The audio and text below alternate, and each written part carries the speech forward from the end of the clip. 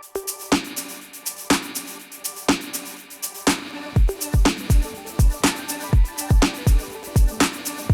welcome to Incremental Chats. I am Paul Suarez. I'm one of the account managers here at US Digital.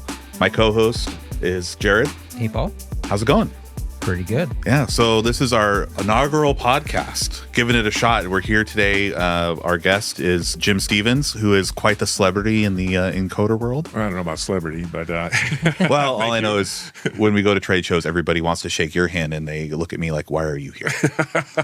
Which is fair, but, so... we're just trying this out. This is a great way. We have a lot of knowledge in this building about encoders, and we thought this would be a great way just to share some of that knowledge. So whether you're a student, someone starting out, eventually we'll bring in some of our engineers, which I'm sure will probably speak to the more advanced audiences out there. But we're just looking to talk a little bit about incremental encoders and share some of that knowledge. The first episode, it's kind of the obvious choice, right? But Jim, do you want to talk just a little bit about US Digital and just maybe a real brief history of who we are and where we come from? So US Digital we're a privately held company by David Medor and his family. And really US Digital has a classic high-tech start. David started his company in California in the early 80s, essentially in his garage, typical high-tech startup. He started building an encoder because he was working as a ultrasound engineer for a company and needed an encoder and could not find one. So he went out and designed his own, and that really started US Digital at the very beginning. So US Digital lived in his garage, his house, his family's home. He then moved from California to Washington State, looking for a better environment for hosting a company, growing a company, landed in Vancouver, Washington area, and US Digital has grown from there to our current location in Vancouver. It's just over the years has enjoyed a nice, steady, continuous growth, healthy growth, great employee base, and that's a classic high-tech startup. All the best businesses start in garages. Yeah. Right? And wanting to move to a place a little more business friendly, I can understand California is probably an expensive place to live and have a company, right? Exactly. One of the things that David used to talk about is that, so he shows up in Washington State, he needs to get a business license, and it's like, oh boy, here we go. This is a test of the waters. And so he went to the capital of Washington, Olympia, and obtained a business license and all the proper legal stuff to start a company in Washington State in one day. It's like, wow, this is cool. Yeah. So maybe a little different now, but I'm sure it's a lot different now. The whole world's different now. Sure. So to me, what's always interesting about that story, right, is that, like we said, that's pretty cool. You got a company that started in a garage. What's interesting though is David being a design engineer. From a sales perspective, those are the people that we're working with a lot of times, talking to people that are building stuff, and an encoder is one of many pieces on the back of whatever assembly they're doing. Yeah, exactly. I think what's cool is some of that mindset is kind of who we are today. So I know we always talk about pricing's just on the website. We're trying not to be gatekeepers of things. Yeah. We make it easy to do business with us. So what are some of those things, I guess, Jim, that it seems like that's pretty core to who we are, right? That's our DNA, right? And David, that's David, the owner's philosophy is to make life easy for the customer, right? So you can go into our website, you can go into our products, you can see our products, you can configure a product, you can get pricing, not for just one product or one piece. You can go up to high volumes, typically in the 1,000 range for pricing. So I know exactly what you're looking at in terms of price. And something else that the company is, core value is that we deliver parts quick. We're way different than a lot of companies. We have lots of inventory, so that we can typically ship most products with 1 to 2 business days. Sometimes we can ship same day, depending on when the order comes in and how many parts you want. In this game, in the encoder game world, the first one there a lot of times with a customer solution solving a problem. Wins. Of course, you have to have pricing that's in the ballpark. Quality's got to be there. All that stuff has to be there in the ballpark. But if you can solve a customer's opportunity, question, issue, whatever quickly, you usually win. So Yeah. Well, speaking of winning, that would imply that, there's some competition, but I think when it always comes to competition. encoders, right? Like there's all kinds of different encoders, right? You're talking rotary, linear, there's big fancy European made encoders that go in really high end applications. Absolute. It's like our place is incremental rotary, right, Jim? correct. So, I mean, Incremental rotary. That's exactly where we're at. Excuse me. Encoders are, just everywhere. If you're driving a car with anti-lock brakes, you got 4 encoders in your car on each wheel. That's how the anti-lock brake system works. It's a very simple rudimentary encoder, but it's still an encoder. Monitoring motion. So as you said, Paul, there's a whole world of encoders, and they all kind of do the same thing. If you're able to just to look at the wire, the information coming out of the wire, all these encoders provide the similar type of information.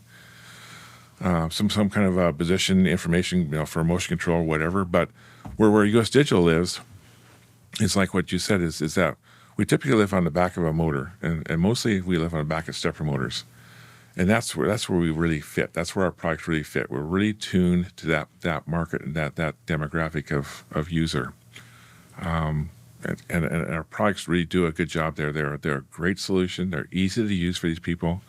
They're priced right. They fit that market, that life.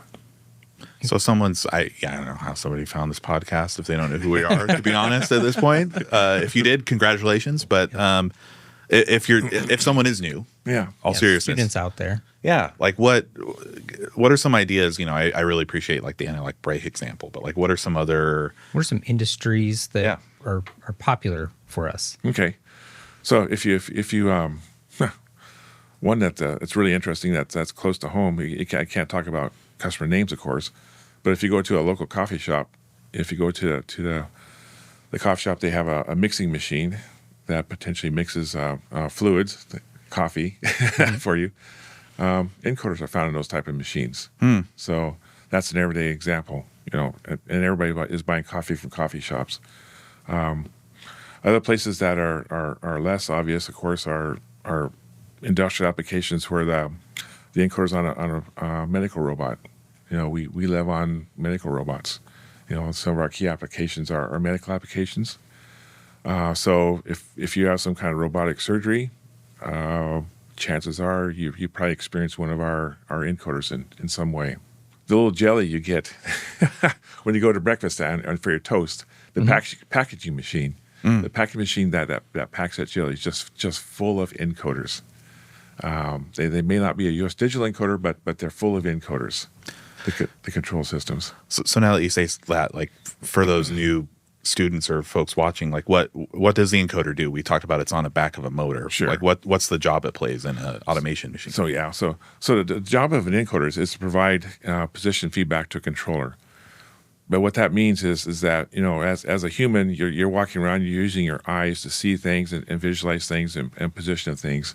So really, the encoder is a sensor for a mechanical system.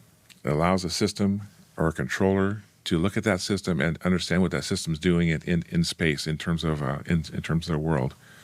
Of course, computers, controllers, not yet, don't have eyes where they can visually see what's going on. They use sensors, and an encoder is a sensor that provides position information. So it's on the back of a motor. That motor shaft's turning. That encoder is providing signals out.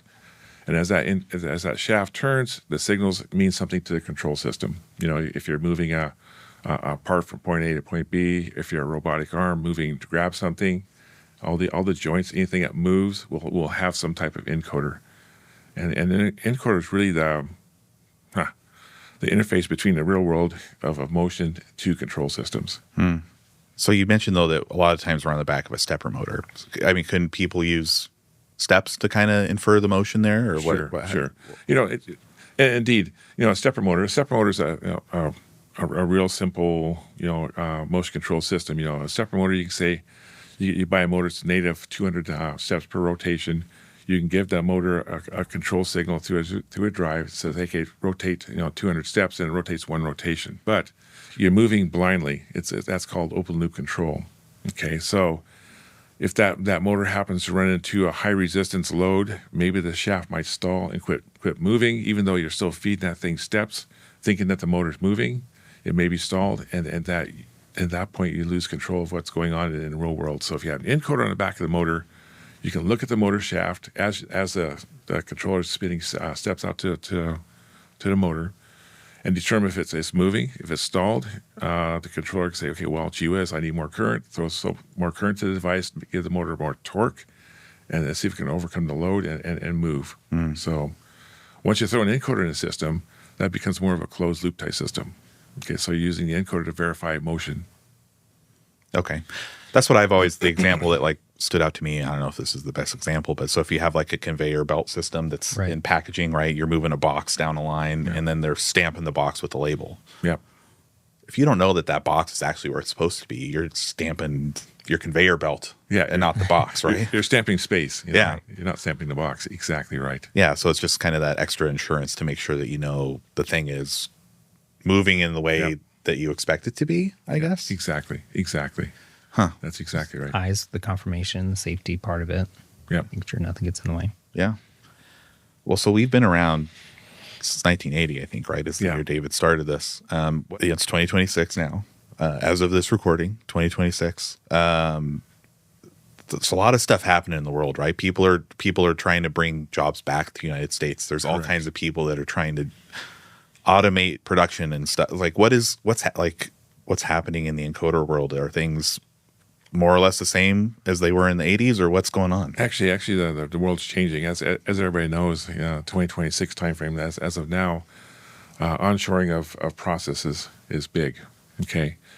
And with the AI boom, onshoring of those processes, in terms of providing silicon to support the AI boom, require lots and lots of development of fabs, okay?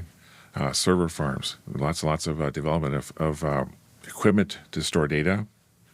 And what's happening in our world, the world we're living in as U.S. Digital, is that our encoders have found a very good home on systems that manufacture silicon. Okay, semicon. We call internal to U.S. Digital, we call it semicon customers, semiconductor customers. So you have people that are manufacturing silicon, building fabs, and once they start building fabs, they're buying machines. The machines have motors with encoders, because really with semiconductor fabrication, the name of the game is automation. So you can't have people touching wafers and moving things around. You have machines, you have robots, you have devices moving wafers around in a process. Those devices a lot of times have stepper motors in the back room. And those step motors will virtually all have encoders, and so that's a nice wave that U.S. Digital is riding right now in terms of business. Yeah.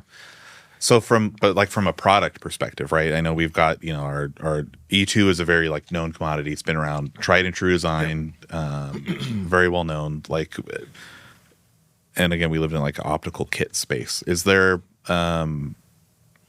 a lot happening on that front from a technological side? I know that we have some magnetic stuff too and all that, but what's happening from the encoder technology perspective? So what's also happening with encoder technology, the stuff we're talking about now up to this point has all been incremental. Incremental type encoders are relative. You turn an encoder shaft or you turn a motor shaft with an encoder in the back of it, it squirts out pulses. To maintain position, you have to count these pulses. Right. And if you forget what the pulse count is, it's like, oh man, you have to start over. And that's called a rehome situation. So you have to start the machine back to a known spot and start counting pulses again to maintain position. But what's happening in the world is that there's some new developments in the world in terms of a product called absolute encoders.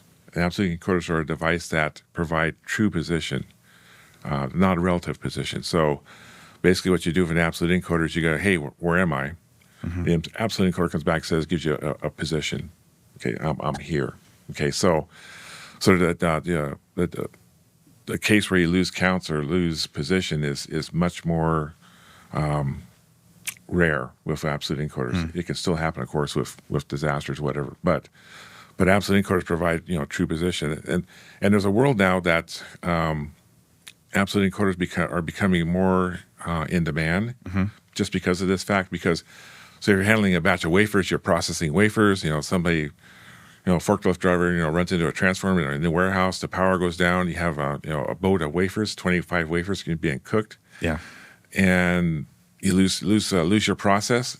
It's really hard to come back online and start up and reset everything. But if you have absolute feedback in your processes or in your machines, you can fire back up and take off, and it does not miss a beat, and take off and maintain your process without doing a restart.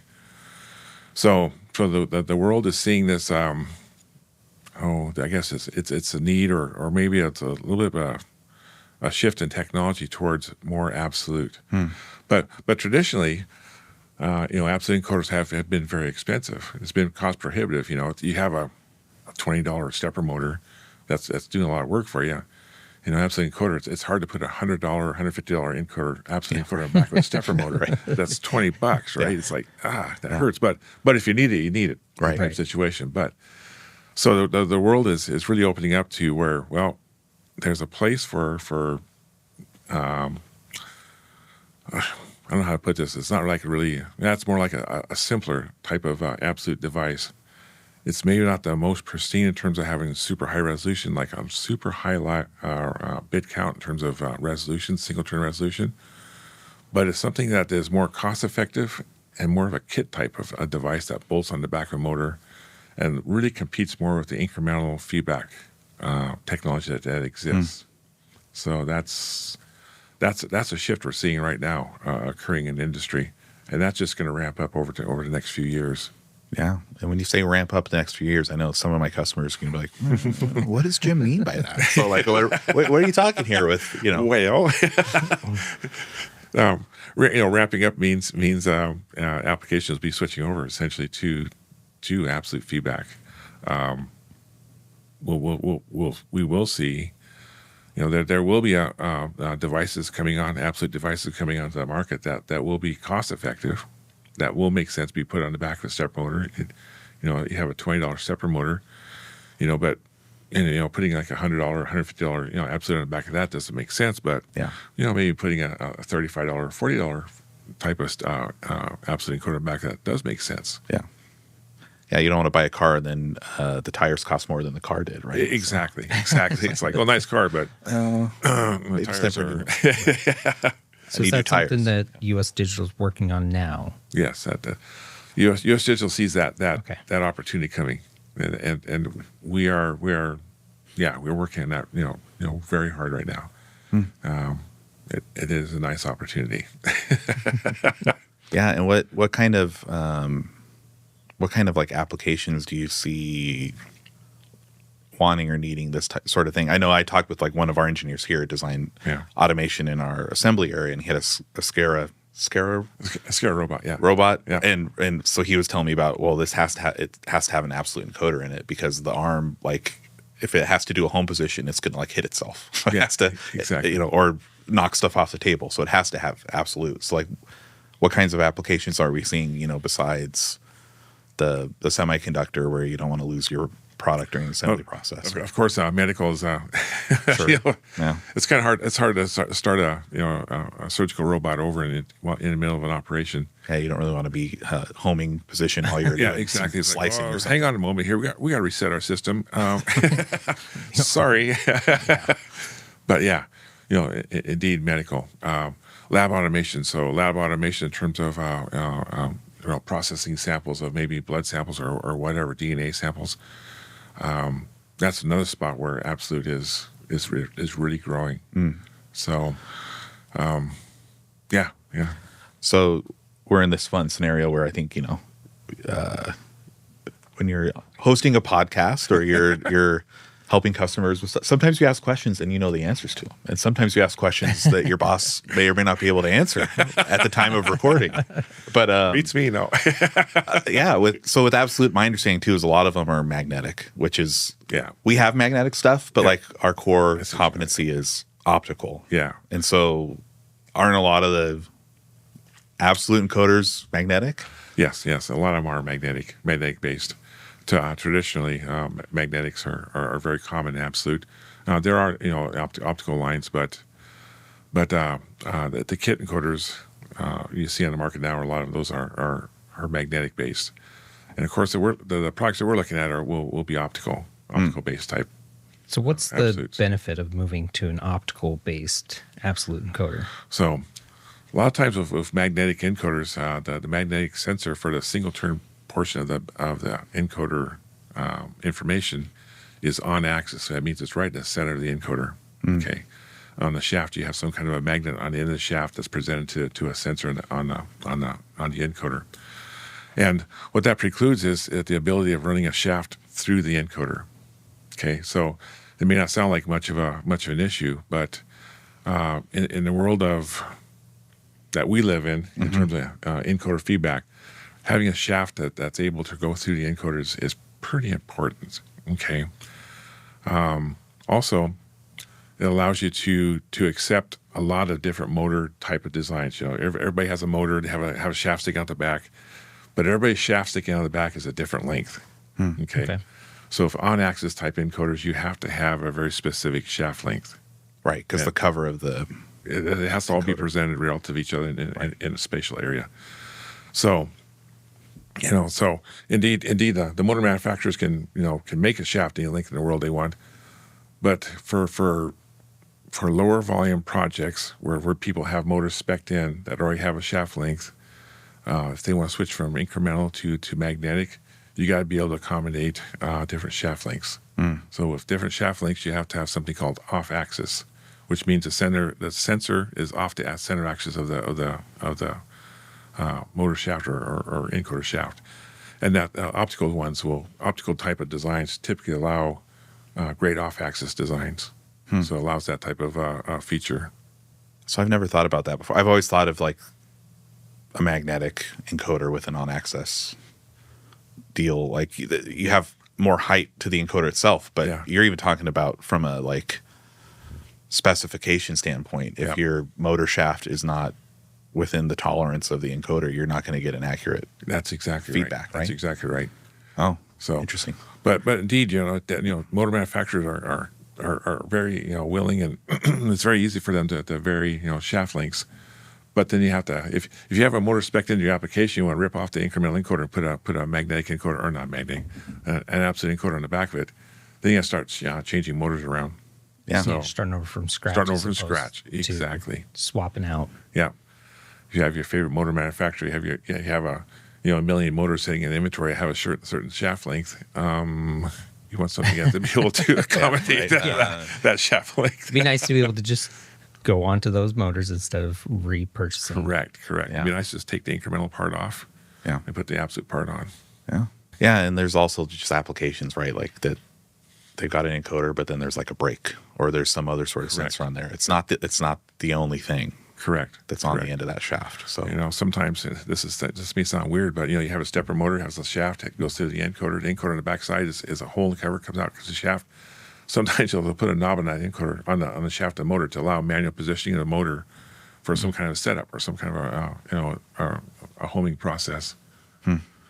So as simple as that, even, right? Interesting. Well, I mean, absolute's just a whole different world, right? I mean, it's absolutely. Whole new world for us, for us in the industry. One other thing that, obviously we're very well aware of, but maybe our listeners aren't, is how we're able to customize. I'm sure the rest of the competitors in the industry, but what makes it different coming up with a custom product and custom encoder solution here at US Digital?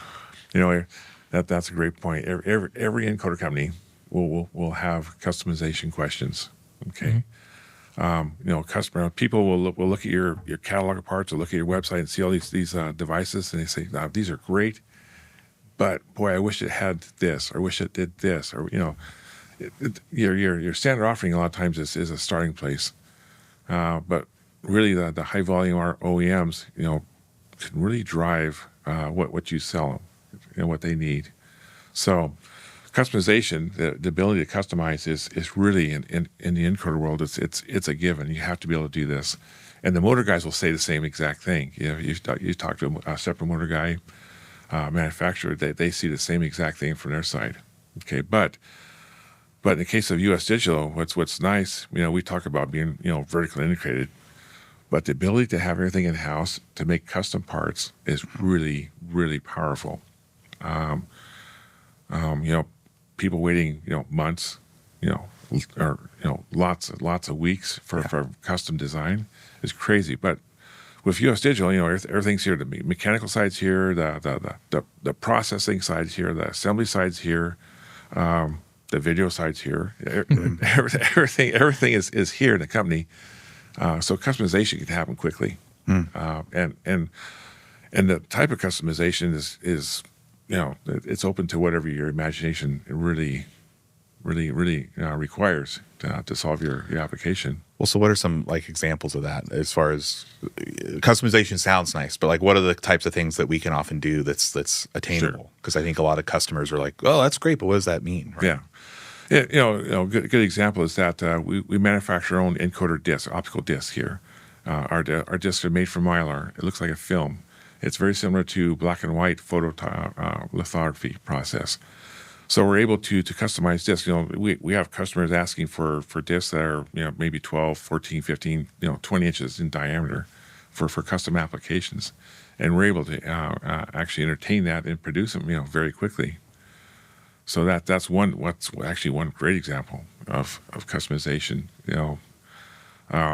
In terms of plastic, a lot of our parts are polycarbonate with glass filled housings. Some customers require putting a sensor on the back of our encoder housing to maybe measure what's happening to the shaft in terms of z-axis at the back of the motor going through the encoder. Those type of customizations can happen very easily. Because the plastic guys are over here, I can walk down to the mold guys, talk about, to the mold designer, say, "Hey, we want to throw some holes in the back of this cover and bolt a sensor in the back." And they go, "Cool," and we can entertain that. We can talk to that with the customer. And we're talking our processes in a matter of weeks, where competitors might be exactly months. Exactly, the processes are in house, so it'd be a matter of weeks. Some competitors have they're like, for example, the molding, for example. Mm-hmm. The molding's all done externally. Maybe they have some design engineers in-house that can design molds. Yeah. But actually building a mold or actually even running the polymer through the molds is all external. So you have to live at somebody else's, with somebody else's lead times. So you have to kind of fit in their manufacturing schedule to, first, modify a mold, and second, then shooting in a mold and shooting parts. Where, if we need to, we can, put the heat on our guys down here. They can, change a mold, or modify a mold, or design a new mold, fairly quickly, and we can prioritize our own schedule in terms of what we manufacture in our mold machines. Yeah, that's nice. I came from a different industry. I've been here for several years now, but there were times where I'd be like, "Hey, what's going on with this thing?" And I'd talk to somebody that was on a different part of the country, and they were like, "I don't know, it's on a boat in the middle of the Pacific Ocean." And I was like, "Oh, okay. I guess we'll wait a couple months and figure that one out." But it is nice here. I think the other thing that I think my customers often ask when we talk about customizations is the quantities, right? Because I think anybody will customize anything if you have super high volume, right? Because then it pencils out. But I think we have a little more flexibility doing everything in-house the way that we do, right? Exactly. We have a lot more flexibility. Of course, anytime you do a custom, there's more costs involved, but indeed, if a person needs to, it can be extremely low volume. The price is going to be higher, but if they have a need for a part that's very custom, low volume, that's something we can do. We can entertain that. We don't need sell 1 million parts of something custom to make a business model out of it. So yeah. Wink, wink, customers out there. Wink, wink. Give us a call. We love getting emails or phone calls. So, I do love those. Yeah, I mean, look, I think that's all really helpful. I think this episode so far has been very focused on us. I think, in the future, what we've talked about, we have lots of ideas of the just more general purpose encoder stuff. But I think I'd regret it if I didn't ask you while you're here, Jim. You've been in the industry a long time. If you were looking at engineers just getting out of school, or maybe people that don't, maybe they're not just out of school, but they are working with encoders for the first time. What words of wisdom do you have? What are the tips you would give folks that are starting their journey or starting their work with encoders? Actually, the best thing you can do when starting with the encoders is it's a different world, it's a different mindset. Use the resources that are available to you. Use people like our tech support. Our tech support people here are great resources. If you have a question about, how to apply an encoder, we're here to help. Starting out, you're going to blow up a lot of encoders, and that's just part of the learning process, right? Yeah. And why is that? What causes that? They're a little bit different type of devices. It's easy to. Well, it's like anything else. Encoders has its own. Encoder world has its own terminology in terms of like we start talking about A and B channels, index channels, and et cetera. Interfaces, open collector, differential, voltage outputs, high voltage, low voltage, all this stuff, and that's sometimes a little bit difficult to wade through, and that's where parts tend to get damaged, is in the initial startup and initially trying to understand what the encoder world is trying to tell a person in terms of their data and information. So. I highly encourage anybody starting out in the encoder world, use the resources, use the tech support guys, use the app notes, and really ask questions. That's how you learn. Yeah. And plus, you learn by blowing things up. That's always fun too. But yeah. That is always fun. I mean, I don't know that Josh would agree with you on that for tech support. But, he keeps them enjoys busy. those. Keeps them busy. Yeah. Yeah, and I mean, I think it's good to note. Like it's. At least the folks that I've interacted with, the industry isn't the largest one in the world, right? And I think we know a lot of our competitors, and I know, of course, not all of them, but a lot of the ones that I've interacted with, they're very similar in the fact that like they have people that are like willing to help you figure it out, right? Yeah. So reach out, ask questions, right? Absolutely. I think what's nice, bringing it back to us, is that we're here to help, like, you figure out if you've got an application, you don't know what you need, or you've got those questions of like, do I need open collector? Or why would I want differential versus single-ended? Like, we're here to help. If we don't know the answer, we can tap your shoulder.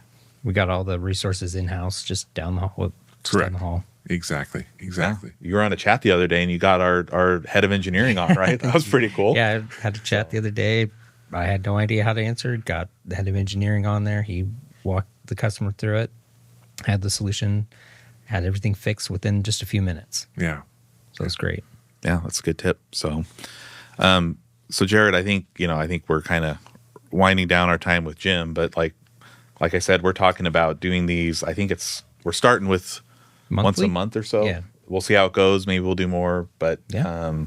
Got a couple things lined up. We're gonna have an engineer on. Engineers, some machinists and mold makers. Yep. Obviously, we're gonna ask our owner, CEO David Medor to step in, talk about the history of that sort of thing. It's just always he's a very busy guy, so we're gonna try to find a slot that works for him instead of the other way around. But I'm sure he'll be happy to make that work. And also, I looked at the schedule. We have some of our homegrown machinists coming online too for discussion. Yep. Yeah, it's pretty cool. We have a couple of folks that were in different parts of the company and expressed an interest in learning to become machinists. We sent them to school, and now they're off there just doing their thing, right? Next generation of machinists. Mm-hmm. So we'll do that. I talked to an engineer about one of his designs in our assembly. We'd love to just bring him on, share that information. A few of our engineers have different projects they're working on. We can bring them in. Yeah. How we use automation in our processes will be just a good topic for us. Yeah, actually that's a great point. Automation, we're our own best customer in terms of automation. Right. That would be a great one to bring David and Neil both, because I've had a couple conversations with both of them, and they have a really interesting perspective on that. Right. Yeah. Exactly. Yeah. Yeah. Well. And I guess I can't believe I forgot, but we're trying to twist Josh from tech support, twist his arm a bit, and have a tech support segment each month. Might not happen this time, but it will in the future. Mm-hmm. Yeah, little tech tips, whatnot. So, hey, if you have made it through this podcast, thank you. Thank you. Yes. Sorry. Oh, thanks. Yeah, thanks. And if you have ideas, feel free to drop them to us. Yeah. yeah, I mean, we want this to be a resource, right? We talked about how we like to help people learn stuff, be successful. If you have questions or ideas or things you have, we can talk about them, and we'll find the right person here to answer that question. So be sure to let them know. I'm not sure how that works. If you're watching on YouTube, you can leave a comment. If you're listening elsewhere, we'll have to figure that one out. We'll figure that one out next time. Anyway, thanks for joining us. We're looking forward to more of these. Jim, thanks for your time. Well, thank you, guys. This was fun. Yeah, it's a lot of fun. Incremental Chats is a production of US Digital, produced by Jacob Granerman, Jared Mann, and Paul Suarez. Our music is created by Jared Logan and Zane Callister of Utah.